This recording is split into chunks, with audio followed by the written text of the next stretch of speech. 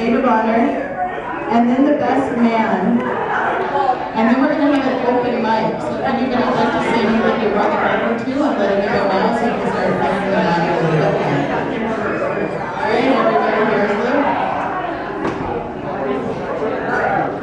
I just want to thank everybody for coming, and welcome Jamie to the family, along with Teddy and Ruby and the girls from wherever they came from. Anyway, thank you all for coming. Special thanks to Sammy, who did a great job on the film.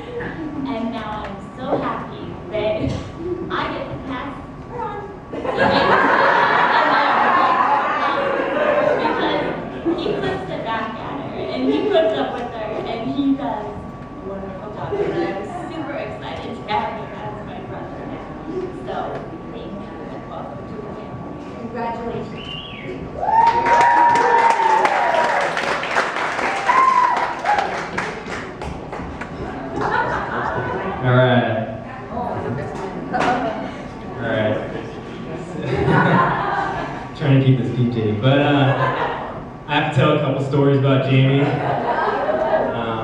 Right when Jamie came here to the States, we became roommates for a couple years, and we were in our mid-20s, you know, no responsibilities. We'd go out and stuff, and we would go to a lot of nightclubs and bars, and you know, we'd be standing there like all guys do on the edge of the dance floor and we watched the girls at like 9, 10 o'clock come in with all their like early night, like pretty makeup, no beer goggles, nothing. And I'm like, Jamie, how about that one right there? Isn't she hot? And he goes, no, she's not hot. And I'm like, dude, she's gorgeous. That's like a Victoria's Secret supermodel. He's like, no.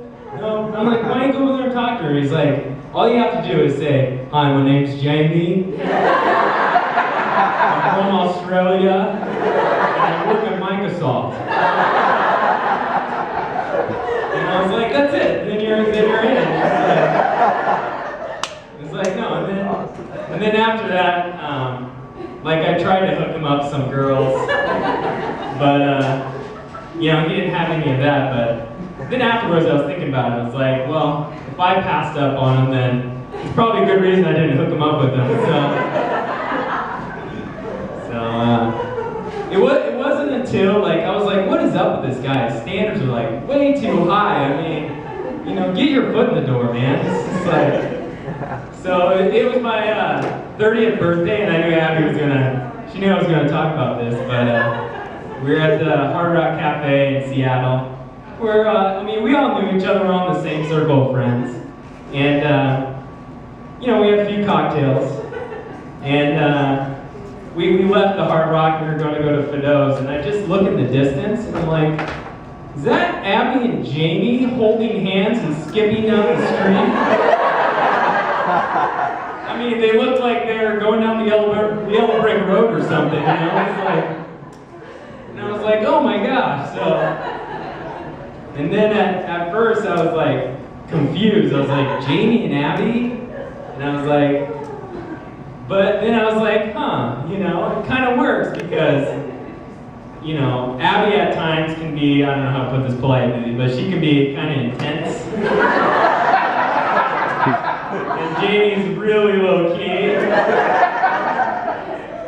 And Abby likes that new Coach bag. And Jamie likes the sale rack, so. And then they had a lot of similarities. And I was like, you know, we're finding out like, okay, Jamie lived with me. I'm like, I walk into his room. And I'm like, he's watching like WWF, WWE wrestling, you know, like where the guys dress up and I was like, man, you're never gonna get a girl if you watch this stuff. It turns out, he's like, yeah, we went to the WWE wrestling tournament. I'm like, you like that stuff? She goes, well, I like watching greasy men wearing nothing wearing at all.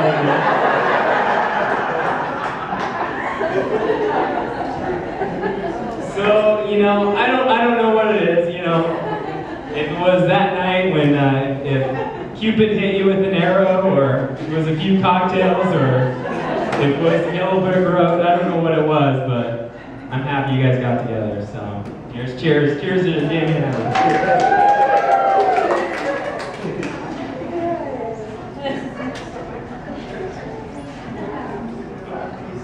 Does anybody else have anything heartfelt, clever, partially humiliating to say?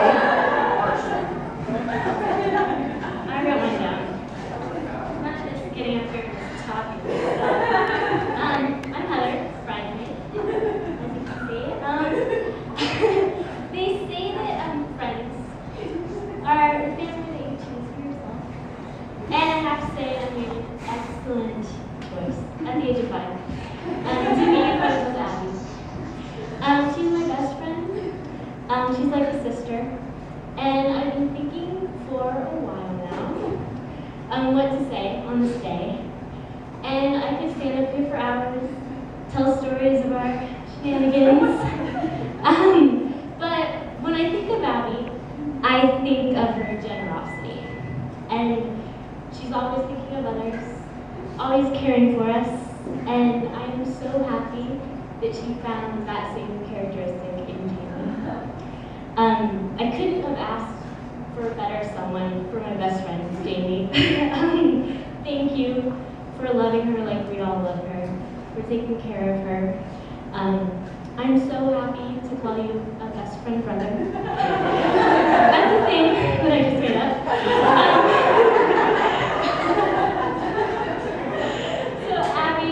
Always be the daddy Mac to my Mac daddy. That's a crisscross reference.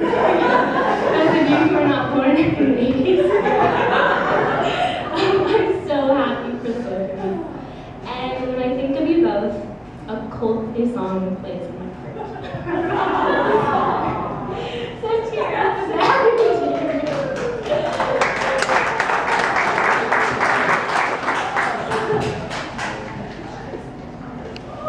Who else would like to come up? Heartfelt, clever, or partially humiliating? Anybody?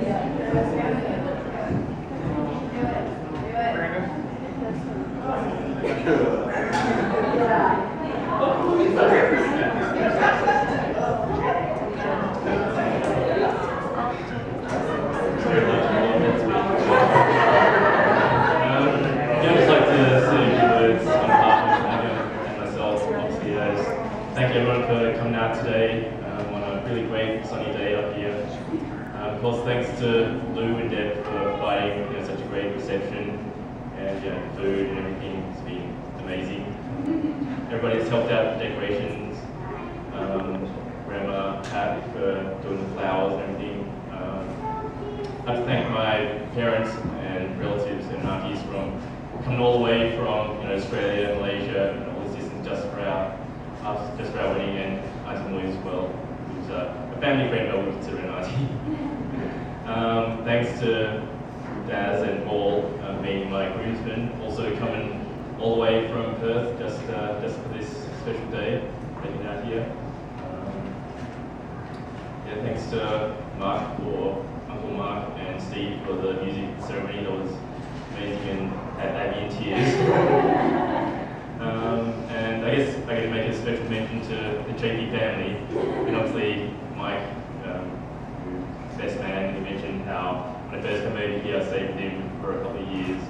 But also the rest of the JP family, Jim, Sandra, Harry, Jeanette, kind of welcomed me to their family. Obviously when I came here, I was all kind of by myself, didn't have any family here, and pretty much for the first few years I can spend every Thanksgiving and Christmas with them. They treat me like their unofficial adopted son. So thanks to them for coming out, and obviously, and John is also here celebrating today, so it's a big JD family.